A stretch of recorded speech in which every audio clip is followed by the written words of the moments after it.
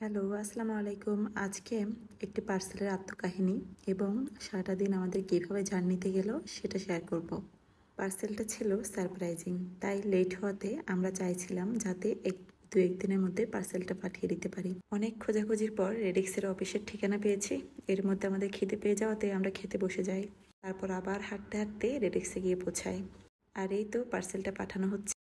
আমরা যেহেতু বাইজেদের আশেপাশে ছিলাম, তাই হায়াতের বাবা বলছিল যে সে কখনোই মাজারের এই বিশেষ প্রাণীগুলোকে দেখেনি। তাই কিছু খাবার সঙ্গে নিয়ে আমরা ভেতরে চলে গেলাম। যদিও বুঝ হওয়ার পর থেকে মাজার আমি একদমই বিশ্বাস করি না, শুধু হায়াতকে একটু এন্টারটেন করার জন্য সেখানে গিয়েছিলাম।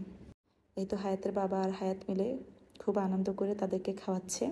তারা যখন না খেয়ে চলে গিয়েছিল, হায়াত তখন তাদেরকে খুব বকা দিচ্ছিল এসে খাওয়ার জন্য। শুধু একটু বন খেয়েছিল আর তারা খায়নি, কারণ তারা এই ধরনের খাবার নাকি পছন্দ করে না, তারা মাংস পছন্দ করে। এরপর হায়াতের বাবা এক প্রকার জোর করে আমাকে উপরে নিয়ে গিয়েছিল উপরটা কেমন সেটা দেখার জন্য। সে কখনো এই ধরনের পরিবেশ দেখেনি তাই। তারপর মোমবাতি জ্বালিয়ে হায়াতকে দিয়ে কিছু দান করে আমরা চারপাশটা একটু ঘুরে চলে আসি। সে তো যেখানে যাবে খুব ছুটাছুটি করবে, এটাই হচ্ছে তার কাজ। এরপর হাতিল আর জেএমজিতে চলে গিয়েছিলাম সোফা দেখার জন্য। অনেকদিন ধরেই প্ল্যানিং করছিলাম যে বাসার জন্য সোফা সেট নিব।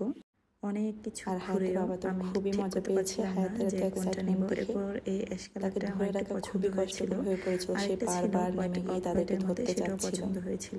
হায়াত তার বাবাকে মডেলিং করে দেখাচ্ছিল যে দেখেছেন অবশ্যই কমেন্ট করে জানাবেন। তারপর তার যে কাজ, তার বাবাকে শুধু দৌড়ানো আর সে এদিকে সেদিকে ছুটে বেড়াবে। এই তো বাহিরে গেলে তার বাবা একদমই হাঁপিয়ে যায়, তার কারণ সে শুধু এদিক সেদিক ছোটাছুটি করে আর তার বাবা তার পিছনে পিছনে ছুটে। এই সোফাটা আমার ভালো লেগেছিল, কিন্তু এটা একটু ছোট ছিল। তারপর আবার উপরে গিয়ে সিদ্ধান্ত নিই যে কোন সোফাটা নিব। তার জন্য আবার দেখছিলাম, আবার ভাবছিলাম। আসলে কোনো কিছু নিতে হলে ভেবে চিন্তে দেখে শুনে তারপর নিতে হয়। হুট করে সিদ্ধান্ত নিয়ে ফেললে পরে দেখা যায় যে সেটা আর পছন্দ হয় না। তারপর এই তো আমাদের সোফাটা ডান করে ফেলার পর একটু চা খেয়ে নিচ্ছি। আর এখানে হায়াত খুব দুষ্টু দিচ্ছিল, চা দিয়ে বিস্কিট দিয়ে খেয়ে তার বাবাকে খুব এন্টারটেন করছিল। তার বাবা এটা দেখে খুব এক্সাইটেড হয়ে গিয়েছে।